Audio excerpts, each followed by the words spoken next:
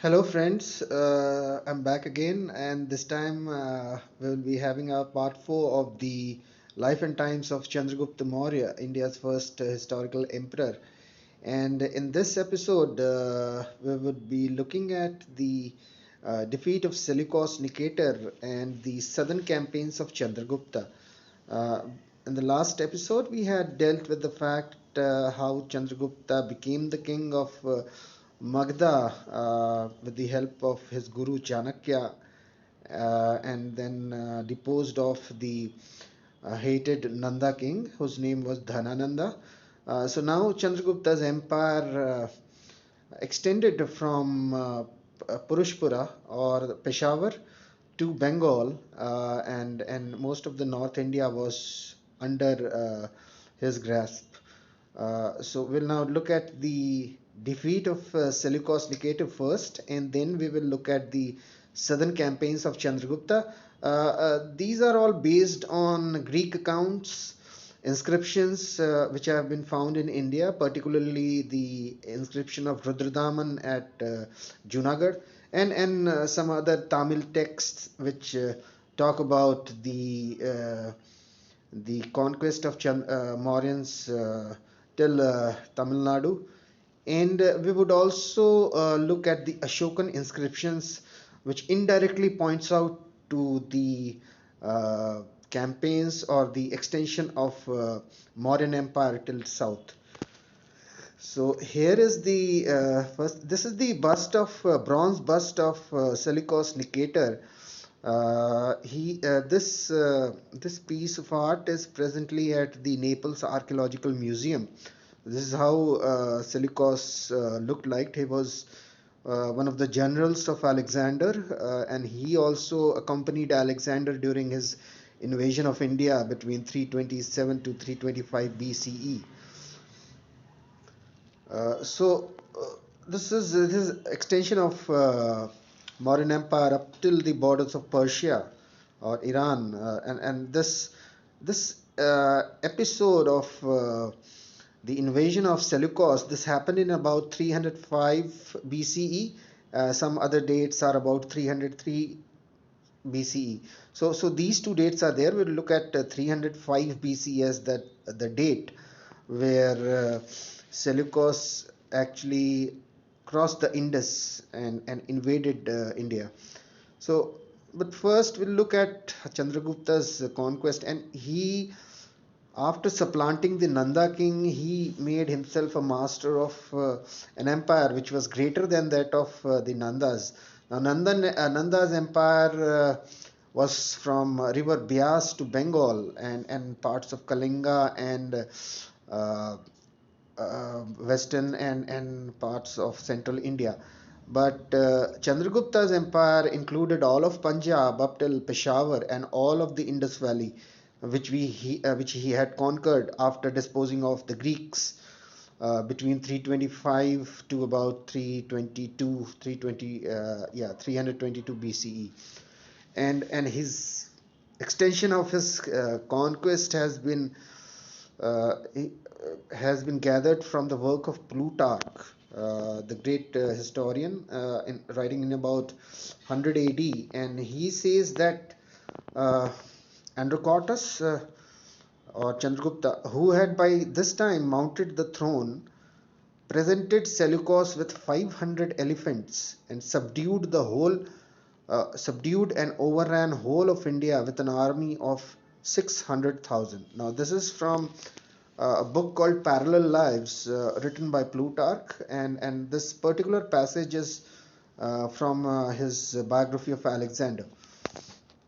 This throne, which Plutarch talks about, is the throne of Magadha, which Chandragupta had conquered and disposed of the Magadhan, the Nanda Emperor Dhanananda.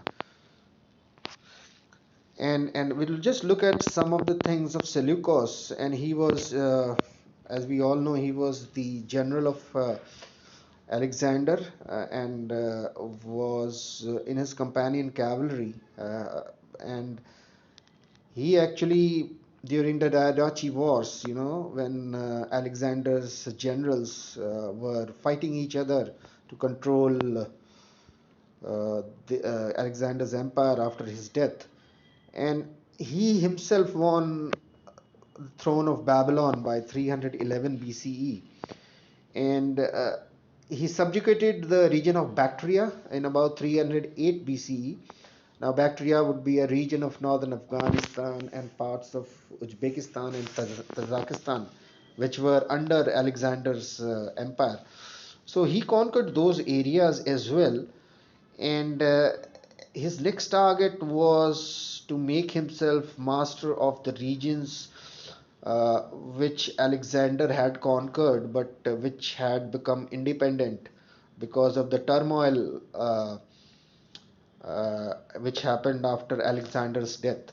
And these regions were uh, across the Indus. So he took the same route which Alexander. This, first of all, I'd like to show you. This is the Seleucid Empire.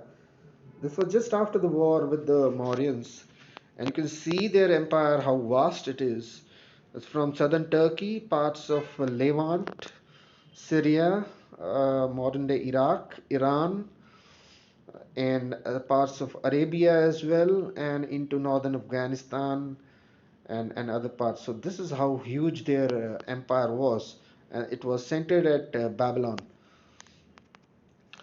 The capital of the Seleucid Empire was Babylon. So this map shows the actual limit of the empire just after uh, Seleukos invasion of India. So taking the route along the Kabul River, he crossed the Indus, but here he was in for a surprise. What surprise he had! Friends, you might remember the invasion of Alexander, which has been covered in the uh, part two of this series. And Alexander, when he came to India and conquered regions after regions, whether they were republican states, or whether they were small kingdoms, they were all they were not united together. They were all doing their own things, and they never there was no pooling of resources at that time, neither there were any central leadership. They all fought uh, singularly without any support, and it was very easy for Alexander to conquer one, move his armies to another region, conquered that region as well, and then move on. There was no unity, there was no authority, there was no pooling of resources, which led to Indian defeat at that time. However, when Seleucus crossed the Indus, he got a mighty surprise, because this time there were no longer those smaller kingdoms or republican states which Alexander encountered. He faced the full might of a united India under Chandragupta Maurya. And if we look at the statement of Plutarch, his army was about 600,000 men. And further, Pliny further calculates that the army was 600,000 infantry, 30,000 horse, and 9,000 war elephants. He does not give mention chariots, but it is taken as the same as what was with the Nanda Empire, that is 2,004 horse chariots. Such a mighty army in face of this his own army, uh, Seleucus would have been astounded. However, we have only the Greek and Roman writers who talk about this adventure, and they do not give any details as to what happened. Whether there was a battle, whether somehow Indians uh, surrounded the Seleucid army and cut off their escape routes, and without any logistical support, Seleucus had to surrender.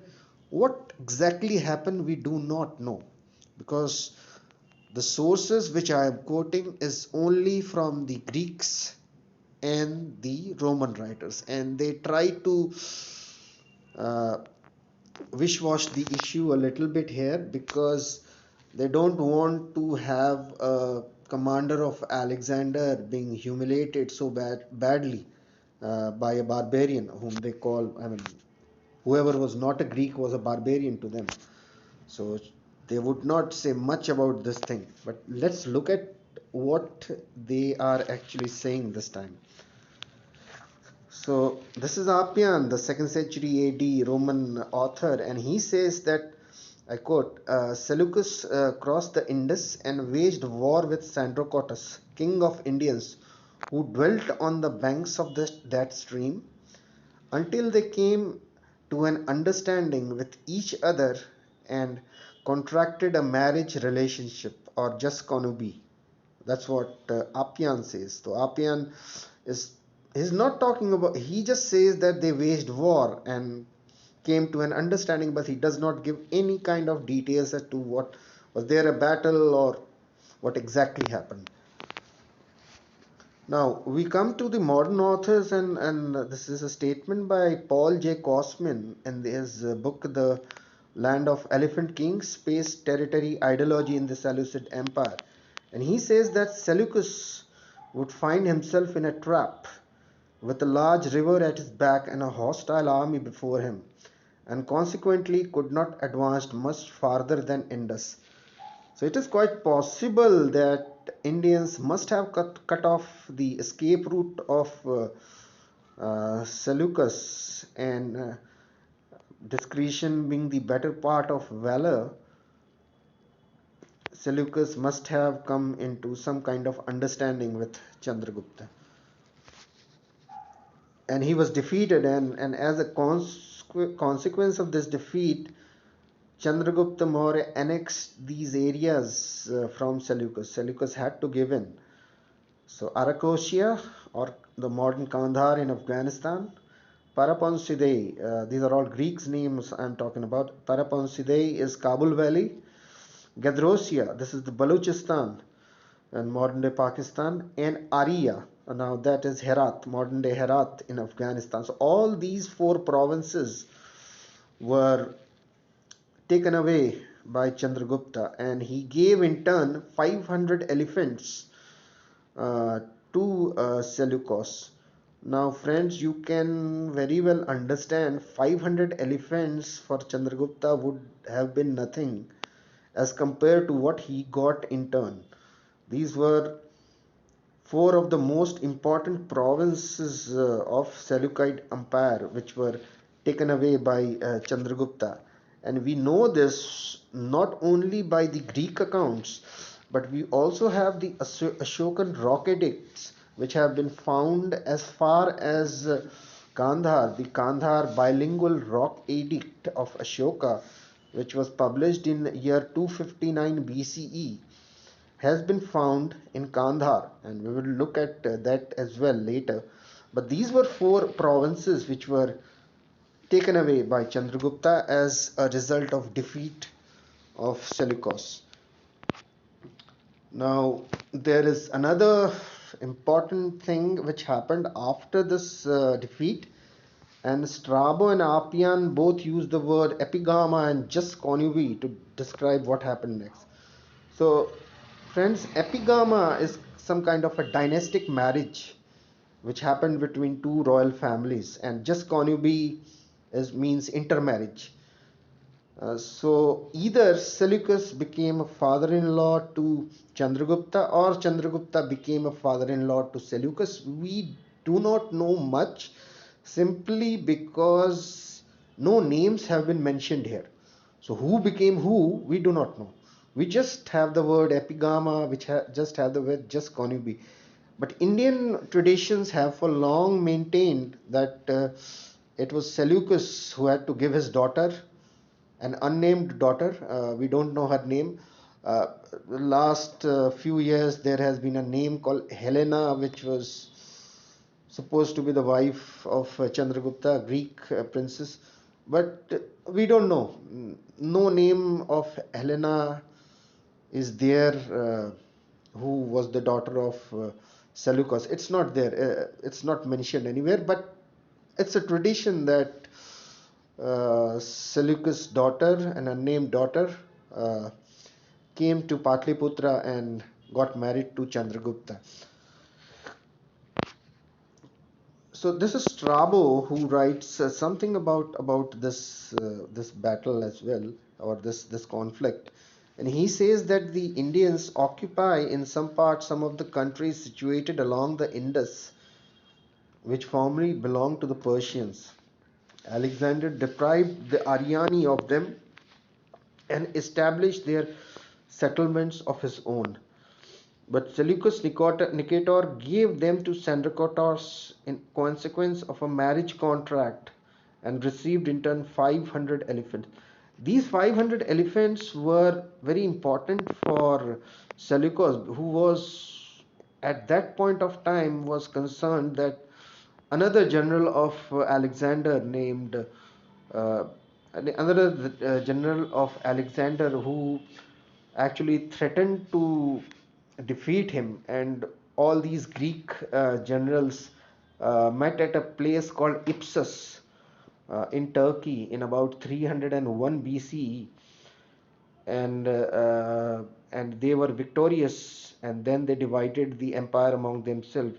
And these 500 elephants were played a huge part in the victory of these allied generals led by Seleukos. And from there on, these Indian elephants got a lot of fame, and it was then exported to Greece, even to Carthage, and to other places. Even it was used by in at the Battle of Raphia in about 217 BC. So the might and the popularity of Indian elephants actually started with this gifting of 500 elephants from Chandragupta to Seleukos. So and now we would look at the southern expansions of Chandragupta. Now Plutarch, again, we have just seen his statement. He says that Sandrakottas overran whole of India with 600,000 troops, but the evidence is lacking. The direct evidences, we don't know, they are not there. They are only but we can look at some of the indirect things, some of the inscriptions to and some of the literary accounts by Sangam era poets, and we can see as to what really happened and how Chandragupta conquered the southern regions. So we first look at the Ashokan inscription, and his rule in the south is actually indicated by his inscriptions, which are found at Maski, the first minor Ari rock edict, and then Brahmagiri, Udagiri, etc. And Ashoka, in his rock edict 13, states that his neighboring kingdoms in the south are the Cholas, the Satyaputras, and Kerala Putras, which are the Cholas, we all know the Cholas, and then there are Pandyas, and there are Kerala Putras, which means Cheras. So these were his immediate neighbors towards the south. And Ashoka again says that his only conquest, as per as the Rock Edict 13, which is a very, very important document in the annals of Indian history. And he says that he fought only one battle in his career, which was Kalinga, and he killed about 100,000 people there. 150,000 were made captives, and more than 400,000 were affected by the battle. And he says that this caused him a great sadness, the slaughter of so many people. So we can say that it was not Ashoka's work. Ashoka fought only one battle, which was Kalinga. He did not go conquered the southern regions or any other regions. But again, a question arises, if it was not Ashoka, it could be Bindusara as well, Ashoka's father, and we would look at that as well. So Taranatha, this is a 15th, 14th, 15th century Buddhist monk, and he has written a very important document, and he states that Chanakya, and he calls Chanakya an epitome of violence. He says that Chanakya, that epitome of violence, was still alive during the reign of Bindusara, and he accomplished the task of subduing all regions from sea to sea. And that is why Bindusara's title is Amitra Ghata, or Greeks called him Amityokatis, or in Sanskrit this became Amitra Ghata, which means the slayer of foes. The Samudra word is used by Patanjali to describe Bindusara, and this means slayer of foes. So we have some evidence that this may be Bindusara's work. But there is one thing, when Taranatha states that Chanakya made Bindusara master of all regions between sea to sea. Looks like a very vague document, because sea to sea could be anywhere. It could be from Gujarat to Orissa, or it could be from somewhere in uh, western Maharashtra to Andhra. It could be anywhere. There is another line of argument which says that this was actually not a conquest, but it was a rebellion which happened at that time. And Kautilya or Chanakya, along with Bindusara, uh, with their stratagem and military might together, they captured 800 towns, and thus they extinguished this flame of rebellion and made Bindusara reconquer all these regions again.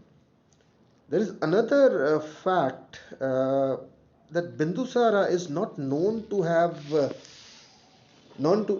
be a very great general. Uh, the province of Takshashila revolted twice while he was king, and he had to send Ashoka from Ujjain to quell this rebellion. Friends, we may also look at the fact that some of the stories associated with the Bindusara, which has been written by Greeks themselves, and he seems to be a very easygoing man. Uh, he loved his wine, and he loves olives, and he loved philosophers, and he once the story goes that he actually asked Antiochus I Soter, the king of Babylon at that time, then the son of Seleukos, he asked for resin wine, figs, and philosophers.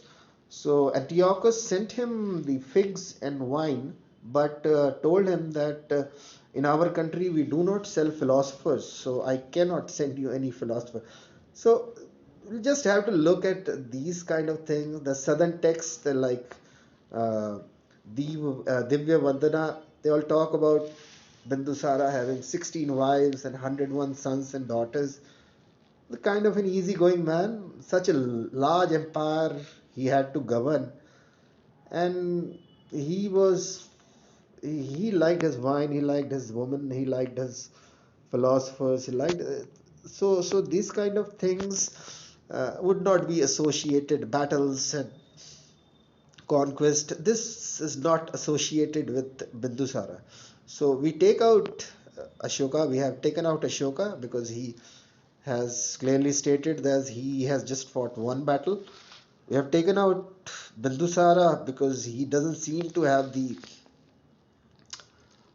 capability of being a great general who will reconquer, or who will conquer new regions. He was happy with what he has got. The maintenance of such a vast empire, the credit goes to Bindusara, because Chandragupta had created this great empire. He had set up the administrative system as well, but someone after him must be given credit to maintain the empire as it was, and Bindusara should be given due credit for that.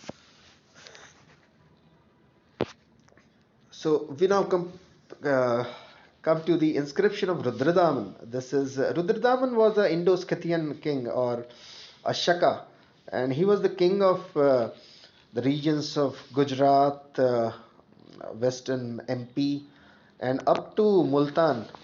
And in about 150 AD, he had inscribed in a large rock his inscription. The same rock has actually two more inscriptions, one by Ashoka himself in about 3rd century BCE, one by Rudradaman in about 150 AD, and another one by Gupta Emperor Maharaja Dhiraj Skandagupta, who also inscribed the same thing. And Rudradaman's inscription is an eulogy in part, but it also talks about a dam. There was a lake, a man-made lake called Sudarshana Lake, which was which had some issues arising out of flooding and all that. And he, in this inscription, Rudradaman talks about how he reconstructed the lake and made conduits and all that stuff. So, and this is the first inscription, Indian inscription, where we find the name of Chandragupta. Nowhere else before Chandragupta, there is a difference of about 450 years between Rudradaman and Chandragupta Maurya. And between that time, there are no inscriptions which has the name of Chandragupta Maurya. Not even Ashoka has mentioned his grandfather or his father, but Rudradaman has. And this talks about if someone says that Indians did not know history or they did not write their histories, this Rudradaman's inscription, we can show it to them. And he talks this thing, and this is just as translation. For the sake of the words have the words have gone. So for the sake of ordered to be made by the Vaishya Pushyagupta, the provincial governor of the Mauryan king Chandragupta. So this talk about the Sudarshan lake, which was first constructed by Pushyagupta. Pushyagupta was a provincial governor of Mauryan king Chandragupta.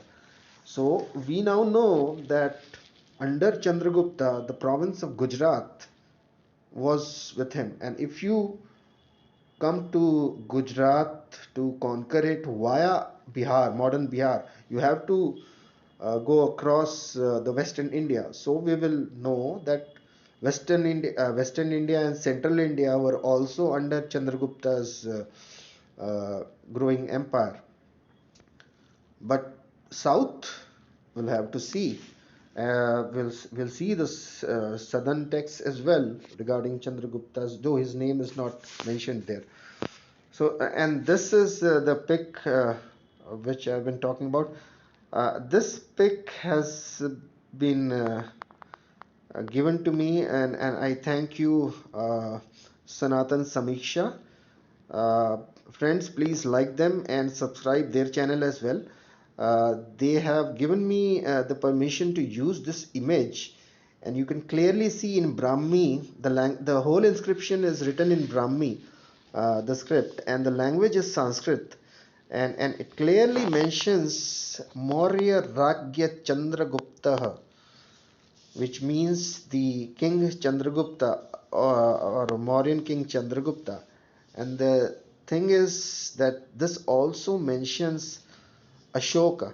So you can clearly see in Brahmi it is written, and they have tried to make this in Devanagari as well. So Ashokasya Mauryasya. So both grandfather and grandson have been mentioned in this particular inscription, which is a very, very important document again in the annals of Indian history. So we now know that all these areas were under Chandragupta, the central India, the western India, etc. But how about the south? So we have some inscriptions, we have some evidence from Sangam era text. This one is from Mamulanar, the first century BCE. He says that the newly installed Mauryas, whose army contained a large number of elephants, marched down to attack their enemies, and their beautifully decorated cars, which are chariots, wore down the hillsides, making dark passages through which clear water flowed in torrents. So, this talks about the invasion of Tamil country by the Mauryas with their elephants and with their chariots and their army in. Another Tamil poet, Param Koranar, in the first century BC, he says that the Mauryans cut down the hill to make a causeway for their war chariots. So these two Sangam era poems they described, and Sangam era poems also describe the Nandas as well, by the way, and we'll come to that maybe when we describe about the Nanda dynasty in a future episodes. But these two Sangam era statesmen they talk about the Mauryan expansion towards south, and we know that Mauryan Empire in the south was still southern Karnataka. But here the poets talk about invasion of the Tamil country or Tamil Nadu proper. So it must have been done only by Chandragupta because we have already taken out Ashoka and Bindusar, and no other Mauryan king after Ashoka had that kind of power, prowess, army to try and conquer some of the areas. They were very, very weak, and we know that less than 50 years after Ashoka's death, the Mauryan Empire was gone.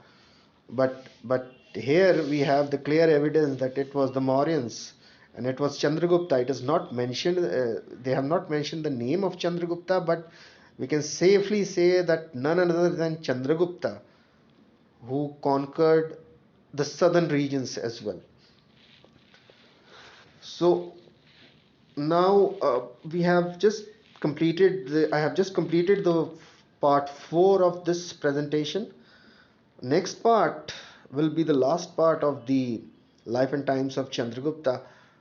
A look at some of the other things, including his personal life, his marriages, some of the things which Megasthenes has said about the king, and the most important part, we will look at the sudden disappearance of Chandragupta from India's history. What happened to him? He did die, but there have been lots of legends by the Jains, particularly. So we'll look at all that and complete our this series, this episode on Chandragupta Maurya. So I thank you all. Please like and subscribe. And you have any questions, any statements to make, please do so. You can also follow me on Twitter. The ID, the link is given in the description, and I will be back again next week, and we'll continue the last part of this life and times of Chandragupta. Thank you.